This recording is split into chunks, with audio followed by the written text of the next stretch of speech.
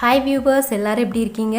இன்றைக்கி நம்ம சேனலில் பார்க்க போகிறது டேஸ்டியான சிக்கன் பிரியாணி, சீரக சம்பா ரைஸ் வச்சு தம் பிரியாணி எப்படி குழையாமல் சூப்பராக டேஸ்ட்டாக பண்ணுறதுன்னு சொல்லி பார்க்கலாம். அதுக்கு முதல்ல ஒரு மசால் ரெடி பண்ணணும். ஒரு மிக்ஸி ஜாரில் 1 ஸ்பூன் தனியா, 1 ஸ்பூன் சோம்பு, 1 ஸ்பூன் சீரகம், 1 ஸ்பூன் மிளகு, ஒரு 4 பட்டை, 7 கிராம்பு, 2 ஏலக்காய், ஒரு அன்னாசி முக்கு, கொஞ்சமாக கல்பாசி. இது எல்லாத்தையும் நல்லா ஃபைன் பவுடராக அரைச்சிடலாம். இந்த ஒரு பவுடர் போதுங்க, நமக்கு பிரியாணி மசாலா தனியாக தேவைப்படாது. ஸோ பாருங்கள், இந்த மாதிரி அரைச்சி எடுத்து வச்சிடலாம். இப்போ அதே ஜாரில் நான் ஒரு 15 சின்ன வெங்காயம், ஒரு 20லேருந்து 25 பல் பூண்டு, கூடவே இஞ்சி துண்டையும் சேர்த்துடலாம். இது ஒரு 1/2 கிலோ அரிசிக்கு தகுந்த மாதிரி நான் இதெல்லாம் சேர்த்துருக்கேன். இப்போ இதையும் பேஸ்ட்டாக அரைச்சி எடுத்து வச்சிடலாம். இப்போது பிரியாணி பண்ணுறதுக்கு ஒரு அடி கனமான ஒரு பாத்திரத்தை அடுப்பில் வச்சுட்டு 1 டேபிள் ஸ்பூன் அளவுக்கு நெய் சேர்த்துடலாம். கூடவே கொஞ்சம் ரீஃபைண்ட் ஆயிலும் சேர்த்துக்கலாம். இப்போ இது சூடானதுக்கப்புறம் தாளிப்புக்கு கொஞ்சமாக பிரியாணி எல்லாம் சேர்த்துட்டு நம்ம அரைச்சி வச்ச வெங்காயம், இஞ்சி, பூண்டு விழுதை இதோட சேர்த்துடலாம்.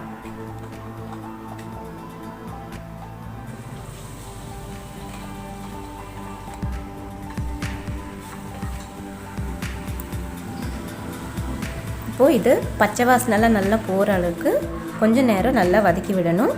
தீயை சிம்மில் வச்சு இதை வதக்கி விடுங்க, இல்லைன்னா கரிஞ்சிடும் பூண்டு இருக்கிறதுனால. கூடவே ஒரு பச்சை மிளகாவும் நான் சேர்த்துக்கிறேன். இப்போ பார்த்தீங்கன்னா ஓரளவுக்கு நல்லா இது வதங்கிடுச்சு.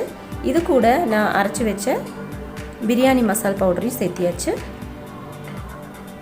ஸோ இதுவும் ஒரு 2-3 நிமிஷத்துக்கு நல்லா வதக்கி விடுங்க. இப்போ நம்ம இந்த பொடி சேர்த்த பிறகு அந்த இஞ்சி, பூண்டு, இந்த பிரியாணி மசால் எல்லாம் சேர்ந்து இப்போவே கம கமன்னு நல்லா வாசனை வருது. ஸோ இது கூட ஒரு கைப்பிடி அளவுக்கு புதினா, கொத்தமல்லி இலையை சேர்த்துக்கிறேன். ஸோ 1 நிமிஷத்துக்கு நல்லா வதக்கிட்டு ஒரே ஒரு தக்காளி, பெரிய சைஸ் தக்காளி வெட்டினதை சேர்த்துக்கிறேன்.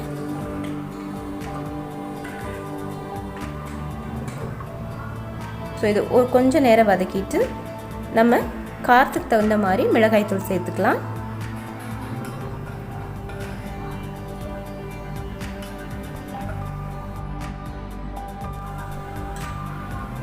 இப்போ இதோட ஒரு 1/2 kg சிக்கன் நான் வாஷ் பண்ணி வச்சுருக்கிறத சேர்த்துக்கிறேன். இன்றைக்கி நான் 1/2 kg ரைஸ் எடுத்துருக்கறனால அதுக்கு ஈக்குவலாக 1/2 கிலோ சிக்கன் நான் ஆட் பண்ணியிருக்கேன். ஸோ இதையும் சேர்த்து நல்லா ஒரு 2-3 நிமிஷத்துக்கு அந்த மசாலாவோடு சேர்த்து பெரட்டி விடுங்க.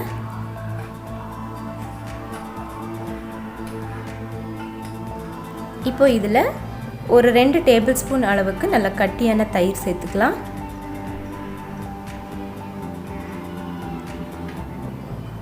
ஸோ இதையும் நம்ம ஒரு தடவை நல்லா மிக்ஸ் பண்ணி விட்டுடலாம். இப்போது இந்த சிக்கனுக்கு தேவையான உப்பு இப்போவே நம்ம சேர்த்துடலாம்.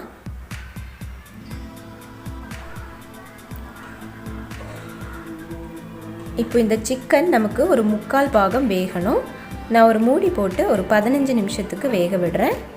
நீங்கள் இந்த 15 நிமிஷத்துக்கு இடையில் ஒரு 2 தடவை இந்த மாதிரி திறந்து இதை நல்லா கலந்து விட்டுருங்க, இல்லைன்னா அடி பிடிக்க வாய்ப்பு இருக்குது.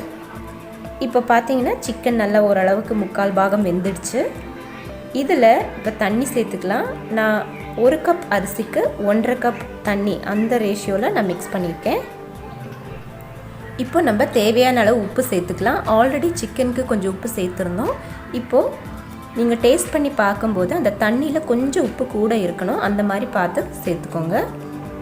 இப்போ தண்ணி கொதி வரும்போது ஒரு 1/2 லெமன் பிழிஞ்சு விட்டுட்டு நான் ஏற்கனவே அரிசியை கழுவி ஒரு 1/2 மணி நேரத்துக்கு முன்னாடி ஊற வச்சுருந்தேன். அதை இப்போ சேர்த்துக்கலாம். இந்த மாதிரி ஒரு 1/2 அன் ஹவர் சீரக சம்பா ரைஸை ஊற வச்ச பிறகு சேர்த்தா தான் நம்ம ஊற்றினா 1.5 கப் தண்ணி கரெக்டாக நமக்கு செட் ஆகும். ஸோ அதை பார்த்துக்கோங்க. இப்போ இது நல்லா மிக்ஸ் பண்ணிவிட்டு இது கொதிக்கிற வரைக்கும் தீயை ஹை ஃப்ளேமில் வச்சுக்கலாம். நல்லா கொதி வந்த பிறகு ஃப்ளேமை மீடியமில் வச்சுட்டு இன்னும் கொஞ்சம் நேரம் கூட வேக விடணும். இதில் இருக்க தண்ணி ஓரளவுக்கு வற்றி அரிசி ஓரளவு பாதி வெந்து வரணும். அந்த ஸ்டேஜ் வர வரைக்கும் வெயிட் பண்ணலாம். ஸோ இப்போ பாருங்கள், அரிசி பாதி அளவு வெந்து தண்ணியும் அரிசியுமா கலந்த ஸ்டேஜ் இருக்குல்ல, இந்த ஸ்டேஜில் நம்ம ஒரு தோசைக்கல் அடுப்பில் வச்சுட்டு நல்லா சூடு ஆன பிறகு அது மேலே நம்ம பிரியாணி வச்சிடலாம். பாருங்கள், தண்ணி தனியாக மேலே இல்லாமல் அரிசியோடு கலந்துருக்கு.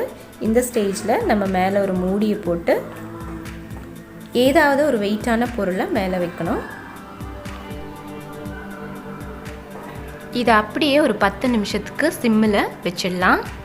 ஒரு 10 நிமிஷம் கழித்து பார்த்தீங்கன்னா ரொம்பவே அருமையான மணக்க சிக்கன் பிரியாணி ரெடி ஆகிடும். ஸோ பாருங்கள், குழையாமல் நமக்கு எப்படி கரெக்டாக வந்திருக்கு பிரியாணின்னு. ஸோ நீங்களும் இதை ட்ரை பண்ணி பாருங்கள். நம்ம சேனலை சப்ஸ்கிரைப் பண்ணாதவங்க மறக்காமல் சப்ஸ்கிரைப் பண்ணிவிடுங்க. இந்த வீடியோ உங்களுக்கு பிடிச்சிருந்ததுன்னா மறக்காமல் லைக் பண்ணுங்கள், ஷேர் பண்ணுங்கள், கமெண்ட் பண்ணுங்கள். தேங்க்யூ ஃபார் வாட்சிங்.